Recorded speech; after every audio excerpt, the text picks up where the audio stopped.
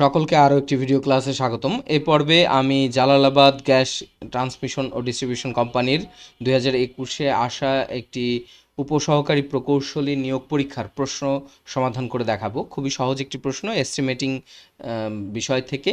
এটি একটি কমন টাইপের প্রশ্ন, সাধারণত প্রায় প্রতিটি পরীক্ষায় এই এস্টিমেশন থেকে একটি প্রশ্ন এসে থাকে, কংক্রিটের কাজের এস্টিমেশন। তো এখানে ইট বালু সিমেন্ট তিনটেই বের করতে বলা হয়নি, শুধু ইটের পরিমাণ বের করতে বলা হয়েছে। কম্পারেটিভলি এটা আরও ছোট এবং ইজি একটি ম্যাথ। সো আসুন শুরু করা যাক। তো আমাদের প্রথমেই যেটা বলবো সেটা হচ্ছে আমাদের এই চ্যানেলের, যদি আপনি প্রথম হয়ে থাকেন তাহলে চ্যানেলটিকে সাবস্ক্রাইব করে বেল আইকনে ক্লিক করে রাখবেন। আমাদের চ্যানেলে নিয়মিত এই টাইপের ভিডিও আমরা পাবলিশ করে থাকি এবং উপসহকারী এবং সহকারী প্রকৌশলী নিয়োগ পরীক্ষার বিগত সালের প্রশ্নগুলোর সমাধান আমরা এখন থেকে নিয়মিতই পাবলিশ করব ইনশাআল্লাহ। তো আমাদের প্রশ্নটি দেখতে পাচ্ছেন আপনারা স্ক্রিনে। প্রশ্নটিতে বলা হয়েছে 100 কিউবিক ফিট কংক্রিটের জন্য ইটের পরিমাণ কত হবে। 100 কিউবিক ফিট বা সিএফটি কংক্রিট তৈরির জন্য। তো 100 কিউবিক ফিট যখন কংক্রিটের পরিমাণ, সো আমরা বলতে পারি যে কংক্রিটের মোট পরিমাণ আমাদের দেওয়া আছে গিভেন ডেটা হিসাবে। সো আমাদের গিভেন, আমরা সলিউশনটা করছি, সলিউশন হবে নিম্নরূপ। সেটা হচ্ছে গিভেন, আমরা বলবো যে আমাদের ভলিউম আয়তন দেওয়া আছে, ভলিউম হচ্ছে 100 কিউবিক ফিট সিএফটি। তো আমরা বলতে পারি যে শুকনো আয়তন, এটা হচ্ছে কংক্রিটের ফাইনাল আয়তন। সো শুকনো অবস্থায় বা মানে লুজ অবস্থায় এটার আয়তন কত হবে, এই কংক্রিটের কত মশলা প্রয়োজন হবে, সেটা হচ্ছে আমরা বলি শুষ্ক আয়তন বা শুকনো আয়তন।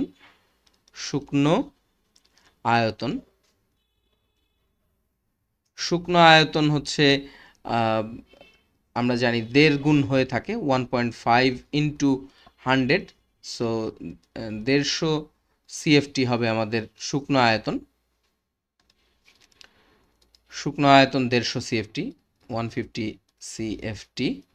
তো এখানে আমাদের রেশিও দেওয়া আছে, সো আমরা বলবো অনুপাতগুলোর যোগফল।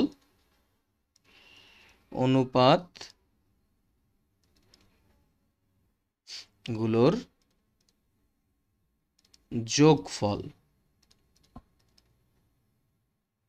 সো অনুপাতগুলোর যোগফল আমরা লিখতে পারছি হচ্ছে 1 প্লাস 2 প্লাস 3, কারণ রেশিও দেওয়া আছে 1:2:3।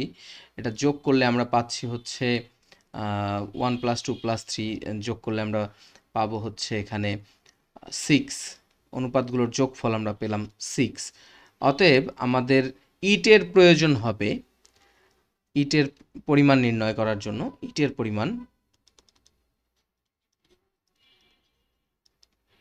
ইটের পরিমাণ ফর্মুলা হচ্ছে ইটের রেশিও, প্রথমে রেশিও হচ্ছে 3 ইন্টু মোট আয়তন, মোট আয়তন হচ্ছে 150 ইন্টু ডিভাইডেড বাই অনুপাতগুলোর যোগফল। এটা করলে হচ্ছে ইটের আয়তন পাবো। এখন কিউবিক ফিট, 1 কিউবিক ফিটে আমাদের 9টি ইট প্রয়োজন হয়। সো 9 দিয়ে আমরা যদি গুণ করি তাহলে সংখ্যায় ইটের পরিমাণ আমরা পেয়ে যাব এখানে, এবং সেটা আসবে হচ্ছে 675টি।